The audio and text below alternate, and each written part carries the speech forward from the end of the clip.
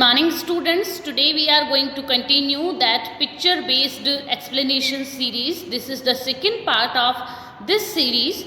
In this video we will discuss about the fifth chapter of politics in India since independence. Name of this chapter is Democratic Resurgence. Students, I am telling you that if you have not seen that video, then please watch this video first and later on you can see this video which is based on pictures and explanation. So students, we are going to continue from this chapter. Students, ये नई दुनिया जो कि एक newspaper है उसका आप देखेंगे एक कटिंग है. ये कटिंग कब का है, ये क्वेश्चन उठता है. सो स्टूडेंट्स, आप यहाँ पर पढ़ेंगे आपातकाल. हिंदी टर्म है, इंग्लिश में इसको इमरजेंसी कहते हैं. तो जिस दिन इमरजेंसी इम्पोज हुई थी ना, उस दिन तो न्यूज़पेपर पब्लिश नहीं हो पाया था, लेकिन उसके बाद जब न्यूज़पेपर पब्लिश होना स्टार्ट हुए थे तब मैंने आपको वीडियो में दैट टाइम ही बताया था कि तब एडिटोरियल्स जो हैं वो खाली छोड़ दिए जाते थे एज प्रोटेस्ट. तो यहाँ पे आप देखेंगे एडिटोरियल कम्प्लीटली ब्लैंक है कि जो भी इमरजेंसी से रिलेटेड गवर्नमेंट जो भी ब्रुटैलिटीज़ कर रही है, जो भी स्टेप्स उठा रही है, दैट वाज नेगेटिव. उसको न्यूज़पेपर्स को पब्लिश करना कम्प्लीटली रेस्ट्रिक्टेड था, तो न्यूज़पेपर उस चीज़ को पब्लिश ही नहीं कर रहे थे. हाँ, न्यूज़पेपर पब्लिश सिर्फ एक चीज़ कर रहे थे, दैट वाज गुड न्यूज़. जो भी पॉजिटिव न्यूज़ हैं, जो गुड न्यूज़ हैं, या फिर उसको न्यूज़ नहीं, सॉरी माय मिस्टेक, जो भी गुड न्यूज़ है, तो गवर्नमेंट सिर्फ इन्हीं को पब्लिश करने के लिए अप्रूवल दे रही थी. और या फिर मैं यूँ कहूँ कि गवर्नमेंट न्यूज़ को मैनिपुलेट करवा रही थी कि जो नेगेटिव है उसमें भी वो पॉजिटिविटी दिखाएं. कंटिन्यू कर रहे हैं हम लोग. ये इस चैप्टर का कंटेंट है, डोंट बी कंफ्यूज. ये चैप्टर नेम जो है अब चेंज हो चुका है. अब ये चैप्टर नेम चेंज होके क्या बन गया है, डेमोक्रेटिक रीसर्जेंस. तो क्राइसिस वगैरह हट गया, ये डेमोक्रेटिक आपका रहेगा और आगे ऐड हुआ है रीसर्जेंस. ठीक है स्टूडेंट्स, कंटिन्यू करते हैं हम इसको. ये आप देखेंगे हार्ड डेज अहेड, ये क्या है, क्यों है, इसके बारे में थोड़ा सा डिस्कस करके देखें. एक्चुअली जिस दिन इमरजेंसी डिक्लेयर हुई थी ना, उसके बाद prime minister Mrs Indira Gandhi, उन्होंने ऑल इंडिया रेडियो पर एक स्पीच दिया था.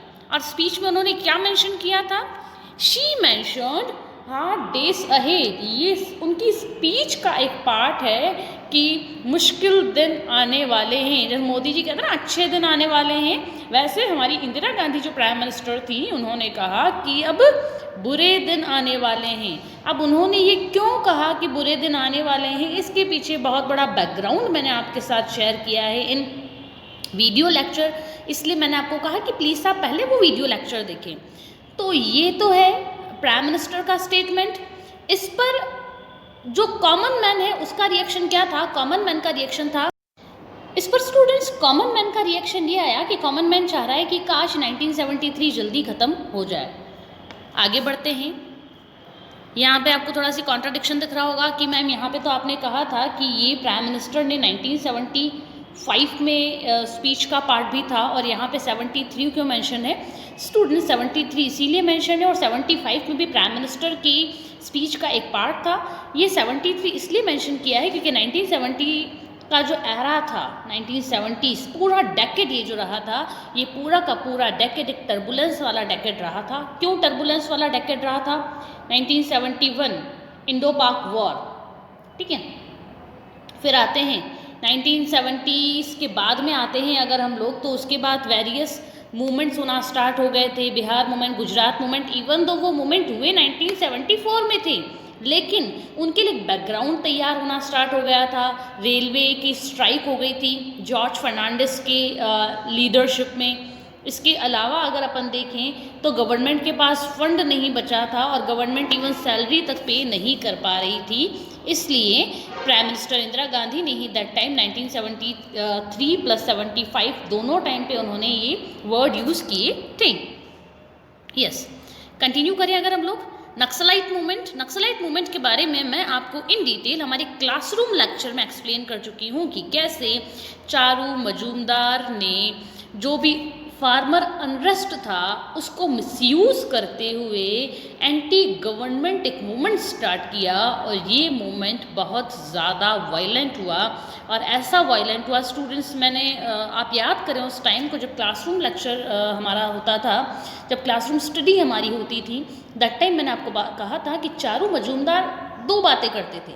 सबसे पहली तो उनकी जो पब्लिक स्पीचेस होती थी उसमें मजूमदार कहते, उनके मजूमदार का एक सैल्यूट क्या रहता था, जैसे कहीं सैल्यूट करते ना, यस सर, तो मजूमदार वो यस सर और हाय हेलो वाला सैल्यूट मजूमदार का नहीं रहा करता था। मजूमदार का सैल्यूट टाइटल जो होता था दैट वाज रेड सैल्यूट। जो भी मजूमदार से मिलते थे, मजूमदार की जो मीटिंग्स और असेंबलीज या फिर रैलीज अटेंड करते थे, वहाँ पे एक दूसरे को ग्रीट करने का जो एक वर्ड बन गया था, सेंटेंस बन गया था, दैट वाज रेड सैल्यूट।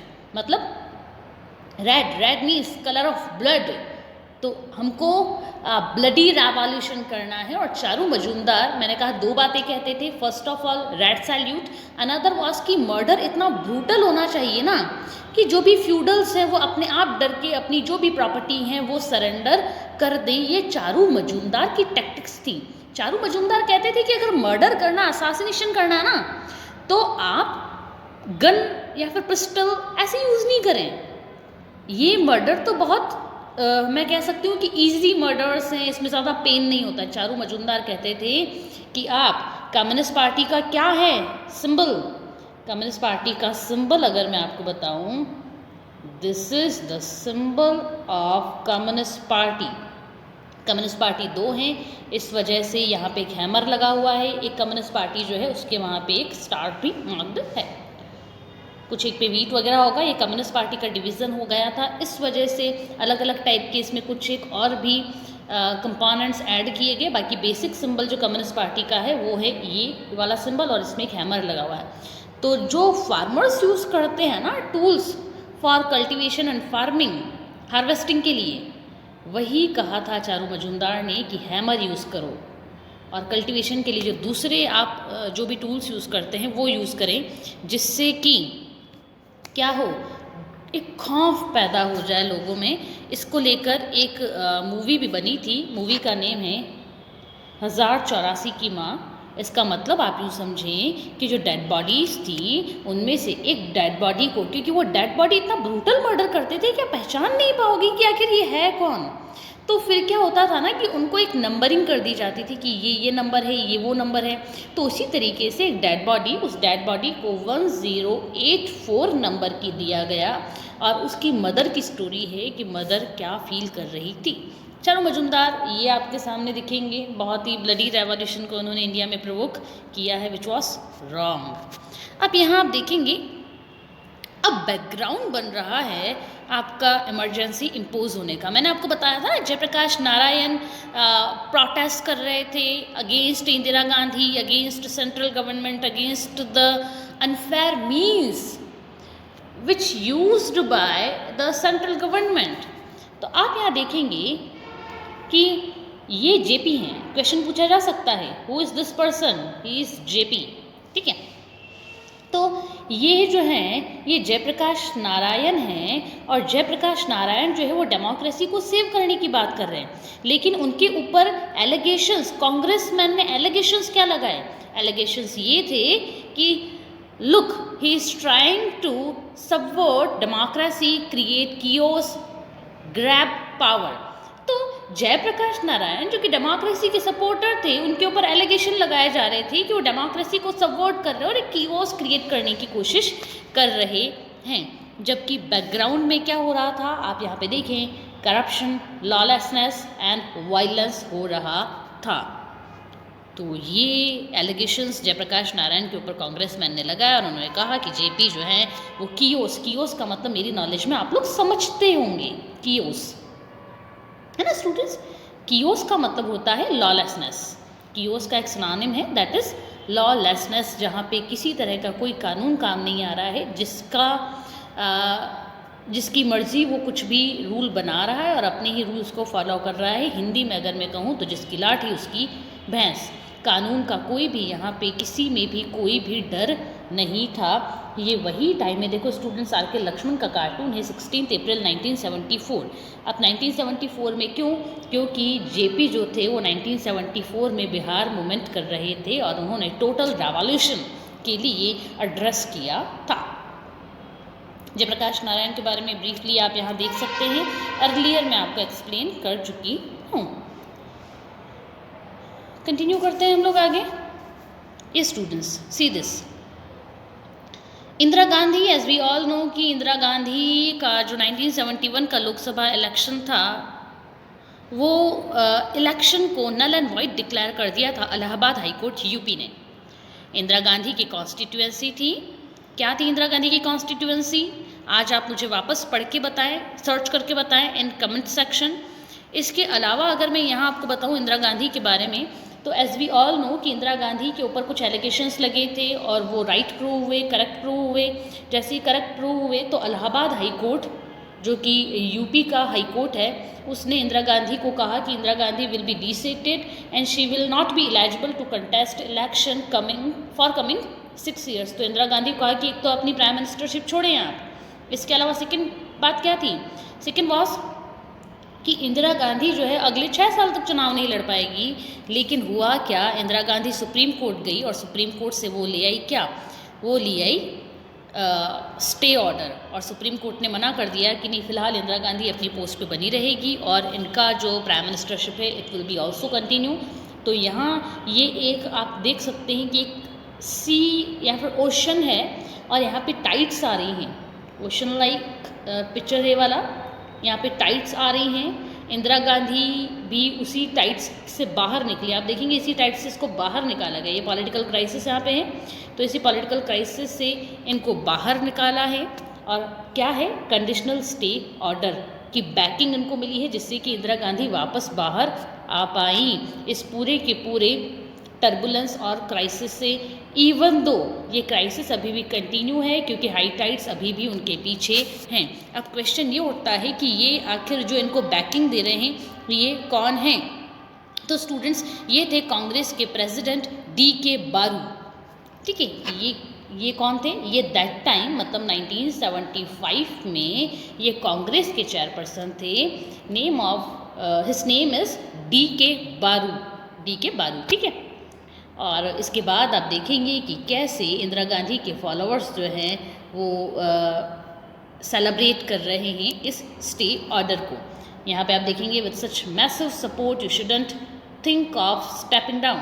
ये बता रहे हैं, ये जो DK बारू है ना, ये इंदिरा गांधी को बता रहे हैं कि इस टाइप का सपोर्ट अगर मैसिव सपोर्ट है तो आपको कोई स्टेप डाउन कर ही नहीं सकता है। इतना ज़्यादा वो कॉन्फिडेंट थे इंदिरा गांधी के पॉलिटिकल करियर को लेकर कि इनको कौन हरा सकता है। अब देखेंगे आप स्टूडेंट्स, ये पिक्चर वेल अरेंज्ड नहीं है, इसलिए मैं आपको क्रोनोलॉजिकली थोड़ा सा बताने की कोशिश करूँगी। ये फर्स्ट आप हेडलाइन पढ़ेंगे, तानाशाही। तानाशाही का मतलब होता है डिक्टेटरशिप, और डिक्टेटरशिप का एक सिनोनिम है टायरानी। ठीक है, TY। तो इसको रोकने के लिए जयप्रकाश नारायण ने एड्रेस किया था लोगों को कि हम लोग रामलीला मैदान के यहाँ, रामलीला जो प्लेस है वो बेसिकली दिल्ली में प्रोटेस्ट करने जो भी आते हैं तो प्रोटेस्टर्स को एलोकेटेड है वो जगह रामलीला। ठीक है, तो उसी जगह पर JP ने सबको एड्रेस किया था कि आप यहाँ पर आएँ। और उसके बाद क्या हुआ, उसके बाद स्टेट ऑफ इमरजेंसी डिक्लेयर हो गई। This is second point. देखो, state of emergency declared, several leaders arrested. मैंने आपको पहले बताया था कि बहुत सारे लीडर्स अरेस्ट हुए थे और जो लीडर अरेस्ट नहीं हो पाए, जो बच गए, वो अंडरग्राउंड रहे। और आज के हमारे प्राइम मिनिस्टर श्री नरेंद्र मोदी भी दैट टाइम अंडरग्राउंड रहे थे, और अंडरग्राउंड रह के उन्होंने अपना एक डेमोक्रेसी के लिए प्रोटेस्ट कंटिन्यू करा था, मूवमेंट को कंटिन्यू करा था। आगे बात करते हैं सेंसरशिप के लिए भी। देखो यहाँ पे बात हो रही है कि गवर्नमेंट ने सेंसरशिप इम्पोज कर दी थी। इसके बाद न्यूज़पेपर्स पर जो भी बाउंडेशंस लगी थी थोड़े टाइम के बाद उसको हटा दिया गया। लेकिन हाँ, कम्प्लीटली कोई बाउंडेशंस हटाई नहीं थी, बस न्यूज़पेपर्स को ऐसा कहा गया था कि आप ऐसा पब्लिश करें, बाकी उनको शो वही करना था जो कि गवर्नमेंट चाहती है। लास्ट वीडियो में मैंने आपको बताया था कि अगर इस तरह का कोई आपको ड्रेस मिले कॉमन मैन का, तो आप समझिए कि वो आर के लक्ष्मण का है। तो ये वाला जो पिक्चर है, कार्टून है, दैट इज़ ऑफ आर के लक्ष्मण। आर के लक्ष्मण डिपिक्ट कर रहे हैं कि गवर्नमेंट ने कितना ज़्यादा, देखो 11 दिसंबर 1975 का ये कार्टून है, और आर के लक्ष्मण इस कार्टून के थ्रू बताना चाह रहे हैं कि 1975 वो टाइम है 11 दिसंबर जबकि इमरजेंसी कंटिन्यू थी। ठीक है, उस इमरजेंसी में लोगों की हालत ज़बरदस्त ख़राब थी। मैं कहूँ कि डिक्टेटरशिप थी। उसको माना जाता है the black chapter of Indian democracy. आपसे अगर कभी भी एग्जामिनेशन में क्वेश्चन पूछा जाए ना कि which time period is known as black chapter for Indian democracy, तो आप एकदम कॉन्फिडेंस के साथ इमरजेंसी पीरियड मेंशन करें। तो जो ब्लैक चैप्टर माना गया था उसमें न्यूज़पेपर्स को क्या कहा गया है?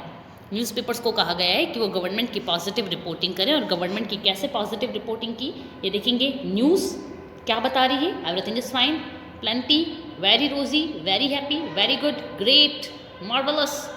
तो क्या न्यूज़पेपर रिपोर्ट कर रहे हैं? They were reporting positive. वो न्यूज़पेपर्स एक तरह से मैं कहूँ कि स्पॉन्सर्ड हो गए थे बाय गवर्नमेंट। वो कुछ नेगेटिविटी बता ही नहीं पा रहे थे। नेगेटिविटी तो मैं नहीं कहूँगी, वो एक्चुअल रिपोर्टिंग नहीं कर पा रहे थे। और इसी वजह से मैंने आपको वीडियो लेक्चर में बताया था कि कुछ न्यूज़पेपर्स जो थे वो तो कम्प्लीटली बंद हो गए, पब्लिश होना बंद हो गए वो newspaper. Yes, new emergency, JP and many arrested. ठीक है, ये new emergency, JP and many leaders were arrested. यहाँ आप देखेंगे emergency ensures your security. Indira Gandhi ने कुछ एक एलिगेशंस और भी लगाए थे। उन एलिगेशन में एक ये भी था कि एक्सटर्नल अटैक इंडिया के ऊपर ट्वाइस हो चुके थे। 1962 में कर चुका था चाइना, 65 में पाकिस्तान, 71 में वापस वॉर हो गया था। इंदिरा गांधी एक तरह से लोगों में अनरेस्ट क्रिएट करके उनको अश्योर करना चाहती थी कि आप इंसिक्योर हैं। ठीक है, और हमने जो इमरजेंसी इम्पोज की, जो रेस्ट्रिक्शन लगाए, वो आपको सिक्योर करने के लिए लगाए हैं, not only for your security but also of the nation too. तो इसलिए हम आपके भले के लिए कर रहे हैं।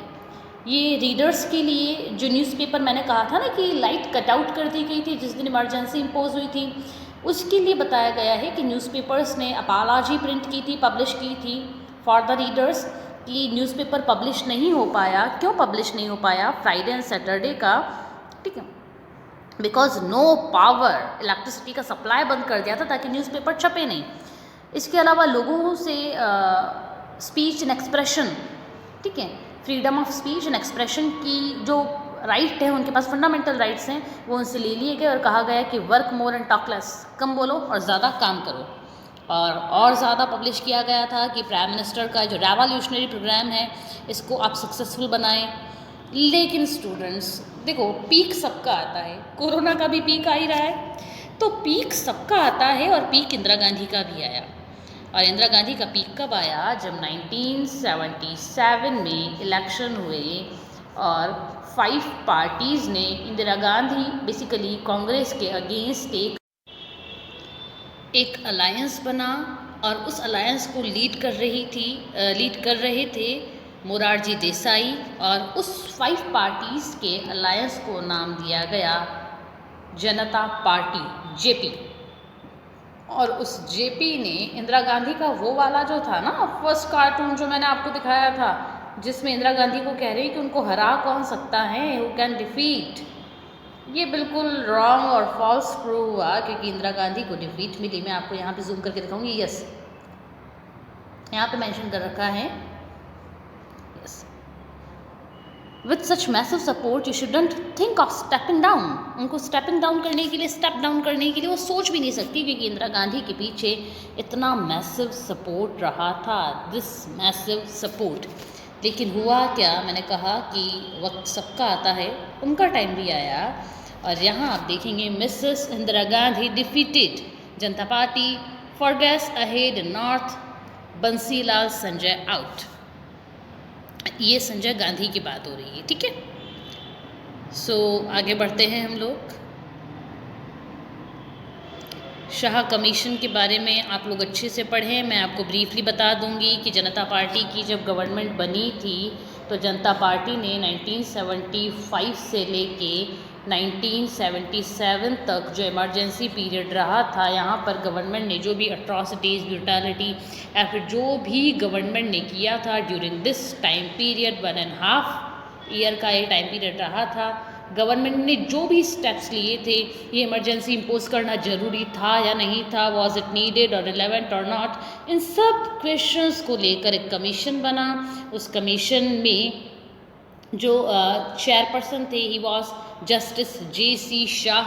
जस्टिस शाह चेयर कर रहे थे उस कमीशन को, इस वजह से उस कमीशन का नाम पड़ गया शाह कमीशन। और शाह कमीशन ने बहुत सारे ऐसे खुलासे किए थे, कुछ ऐसे उन्होंने फैक्ट्स बताए जिससे मालूम पड़ा कि इमरजेंसी की कोई ज़रूरत नहीं थी और इमरजेंसी में गवर्नमेंट ने ब्रूटली अनरेस्ट और डिसेंट को क्रैक करने की कोशिश की। लेकिन इंटरेस्टिंग बात स्टूडेंट्स मैं आपको ये बताऊं, आगे शायद इसको लेकर अगर कोई पिक्चर आया तो मैं ज़रूर उसमें डिस्कस करूंगी, अदरवाइज लास्ट में मैं आपको बताऊंगी। यस, दिस वन, ये शाह कमीशन को लेकर इंदिरा गांधी का जो एटीट्यूड था ना, ये उसको डिपिक्ट करता है। अगर क्वेश्चन आता है व्हाट दिस पिक्चर डिपिक्ट्स, तो आप मेंशन कर सकते हैं this picture depicts about the attitude of Indira Gandhi towards Shah commission. तो ये तो आप देखेंगे पोर्ट्रेट ऑफ जस्टिस है, ठीक है, लेकिन इंदिरा गांधी इनके हाथ में पकड़ के, इंदिरा गांधी के हाथ में एक स्वॉर्ड है और इंदिरा गांधी बहुत एरोगेंटली इनकी तरफ देख रही हैं और इनको पकड़ के कि आपने मेरे ऊपर ये एलिगेशंस लगा कैसे दिए। ये सारे वो लीडर्स हैं। ये जो फर्स्ट लीडर है ना, ये इज मोरारजी देसाई, जो फर्स्ट कैप लगा के रखा है इन्होंने, दिस वन, ये मोरारजी देसाई हैं। ये सारे पॉलिटिकल लीडर्स हैं जो कि शाह रिपोर्ट में इंदिरा गांधी को गिल्टी माना गया था, उसको वो सही मान रहे थे और मान रहे थे कि इंदिरा गांधी को कुछ ना कुछ तो अपोलोजाइज करना चाहिए, लेकिन कुछ नहीं हुआ। इंदिरा गांधी के, ये देखो, ये सारे इंदिरा के सपोर्टर्स हैं और ये सारे सपोर्टर्स, ये सारे JP जनता पार्टी वाले लीडर्स हैं। ये क्या कह रहे हैं कि that time threat of unrest था, ठीक है। तो ये वाले इंदिरा के सपोर्टर्स, यहाँ आप जनता पार्टी के सपोर्टर्स देखेंगे, ये इंदिरा गांधी, ये शाह कमीशन को डिपिक्ट कर रहा है। इंदिरा गांधी बहुत एरोगेंटली शाह कमीशन की टूवर्ड्स देख रही हैं। और मैंने बेसिकली जो भी सीरीज़ देखी है, जितना पढ़ा है मैंने इंदिरा गांधी को, जब हियरिंग्स होती थी ना, बहुत इंटरेस्टिंग है। इंटरेस्टिंग तो क्या बुरा है, लेकिन हाँ इंटरेस्टिंग भी है आपके लिए जानना ये चीज़ कि जब हियरिंग होती थी ना कि इंदिरा गांधी ने जो इमरजेंसी इम्पोज की वो सही थी या गलत थी, तो इंदिरा गांधी सबसे पहली बात तो हियरिंग में जाती ही नहीं थी, है ना, वो बिल्कुल नहीं जाती थी इंदिरा गांधी हियरिंग्स में। और जब कभी जाती थी तो इंदिरा गांधी से जो कुछ पूछा जाता था, इंदिरा गांधी या तो मना कर देती थी, नो कमेंट्स, या फिर इंदिरा गांधी जो उल्टे जवाब देती थी बहुत ज़्यादा। तो वो या तो जवाब देती नहीं थी या फिर जवाब देती थी तो उल्टे जवाब देती थी, जिससे कि सामने वाला कुछ पूछ ही नहीं पाया। तो इतना एरोगेंट बिहेवियर रहा था। इसी वजह से आप देखेंगे इंदिरा गांधी कैसे देख रही है जस्टिस को, कैसे ट्रीट कर रही है जस्टिस से। यस, दिस वन, वापस मैंने कहा था आपको ड्रेस आए तो समझना आर के लक्ष्मण है, तो ये आर के लक्ष्मण है। अब स्टूडेंट्स यहाँ आप देखेंगे कि इमरजेंसी को जस्टिफाई करने के लिए क्या कुछ एक आर्ग्यूमेंट्स दिए गए थे। तो आर्ग्यूमेंट्स ये दिए गए थे कि ये कांग्रेसमैन हैं, ठीक है, ये कॉमन मैन है, इमरजेंसी टाइम पीरियड, बच्चे को नहीं घुमाते हैं झूले में लेके, तो ये बता रहे हैं ये एज अ गार्जियन डिपिक्ट कर रहा है, लेकिन है नहीं जैसे गार्जियन नहीं बच्चे को बिल्कुल दबाव फुसला के रखते हैं कि नहीं अभी नहीं उठना, ये नहीं करना, वो नहीं करना क्योंकि अभी तुम बच्चे हो। तो यही कांग्रेस भी कर रही थी with the people of India. No, not yet, it's still risky for you to be on your own. Now students, हम जिस कांग्रेस के डिक्लाइन की बात करते हैं वो कांग्रेस के डिक्लाइन को ये पिक्चर डिपिक्ट कर रहा है। अगेन ये आपके अटल बिहारी वाजपेयी, यहाँ देखेंगे Morarji Desai, he is common man, ये कॉमन मैन है, इस कॉमन मैन को फॉलो कर रहे हैं सब लोग। वापस देखो इस तरह का कुछ है तो समझ लेना कौन है, आर के लक्ष्मण, क्योंकि देखो यहाँ पे आप देखेंगे कि ये इस तरह का डिज़ाइन आर के लक्ष्मण ऑलवेज बनाते थे। तो उनका एक मैं कहूँ कि अनडिक्लेयर्ड पेटेंट था आर के लक्ष्मण का इस पर, जो कि बहुत इंटरेस्टिंग और अच्छा रहा है। हाँ, यहाँ पे अगर अपन इस पिक्चर को थोड़ा सी डिस्कस करके देखें तो हमको मालूम है कि 1977 में जो भी रिजल्ट आए थे इलेक्शन के उसमें कांग्रेस हार गई थी, इवन इंदिरा गांधी हार गई थी। इतनी बड़ी, इतनी पॉपुलर प्राइम मिनिस्टर जिनके पीछे आपने देखा कि स्टे आया तो कितने लोग खुश हो गए थे।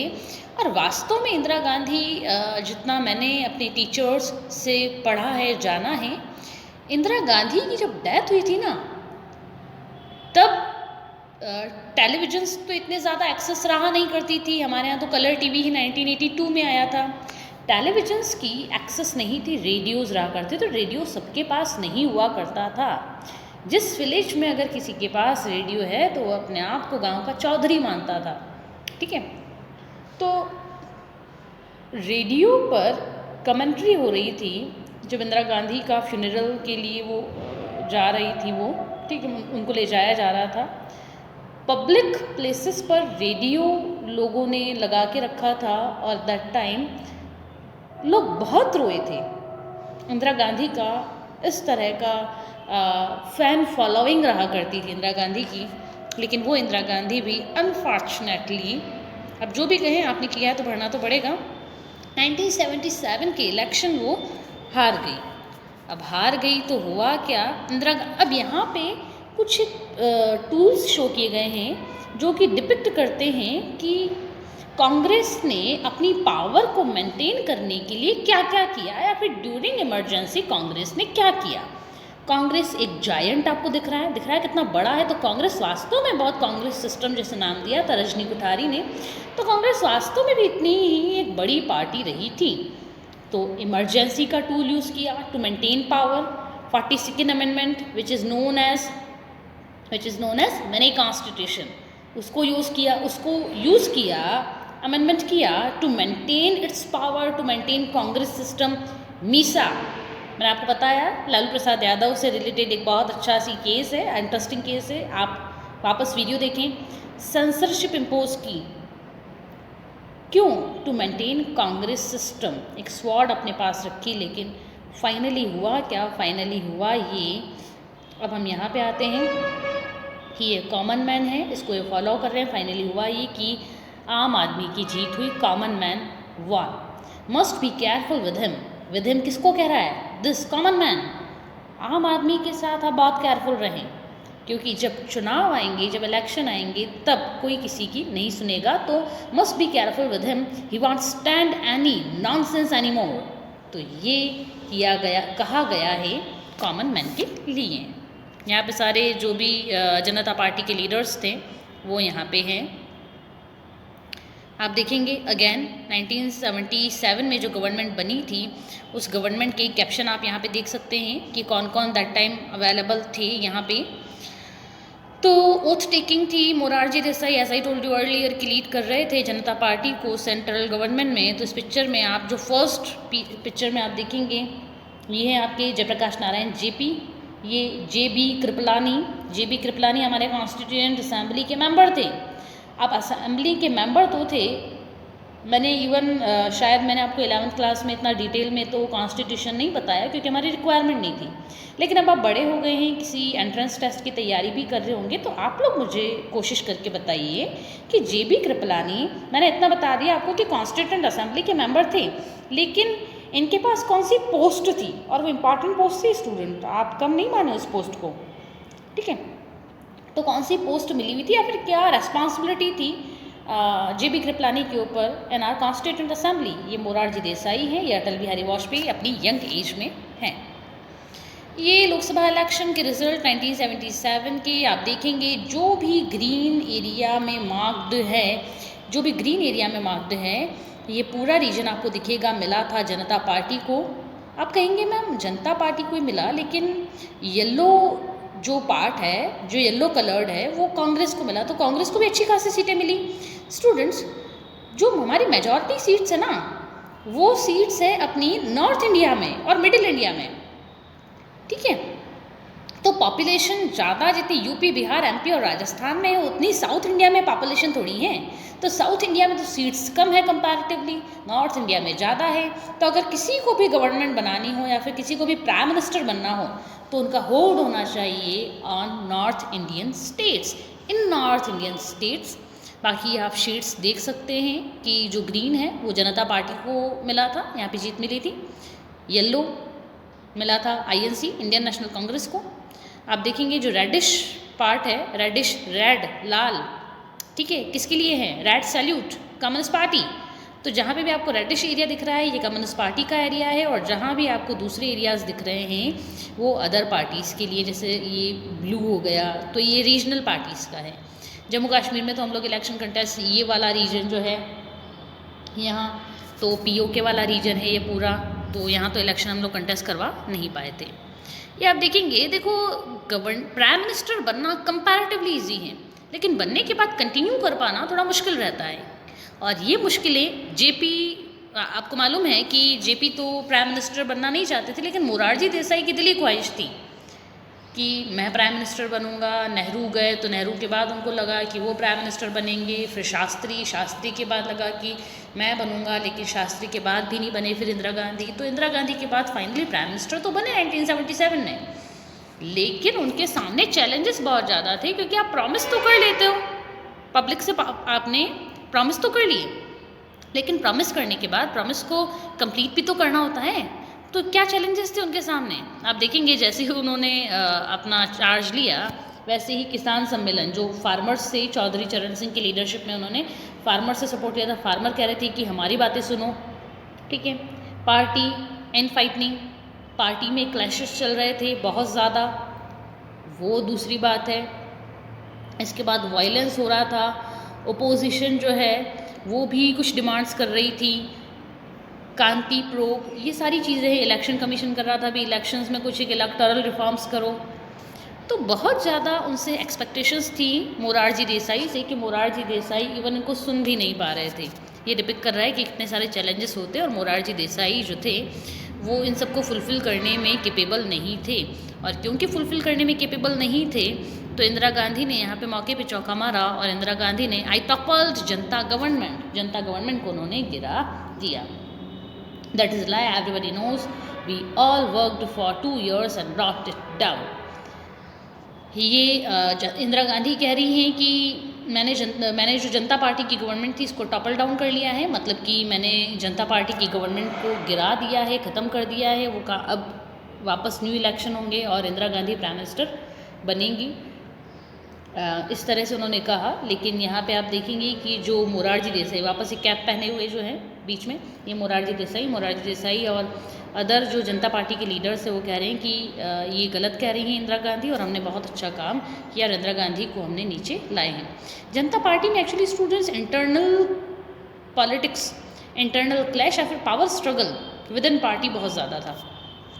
ये इस बात पर तो एग्री कर रहे थे, by all means let's get under one umbrella, कि हमको वन अम्ब्रेला, क्योंकि 5 पार्टीज थी, कि हमको अंडर वन अम्ब्रेला आना है।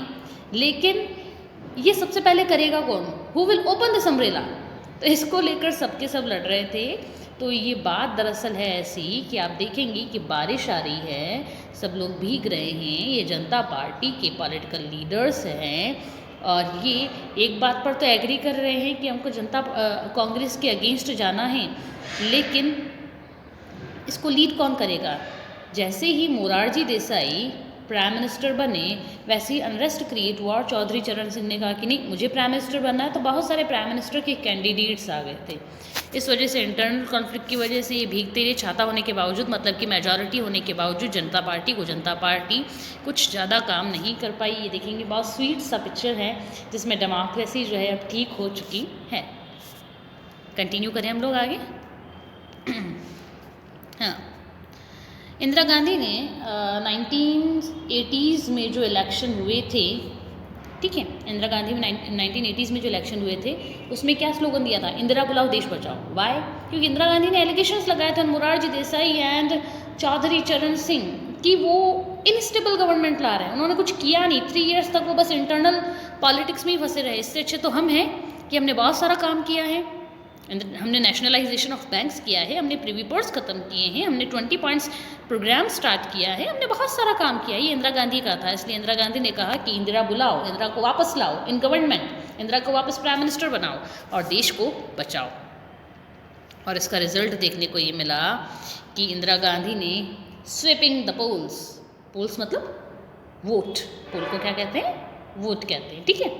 तो इंदिरा गांधी ने सब के वोट्स अपने पास गैदर कर लिए ये स्लोगन देके। यहाँ देखेंगे बिल्कुल भरा हुआ है, खचाखच डस्टबिन भरा हुआ है विथ वोट्स।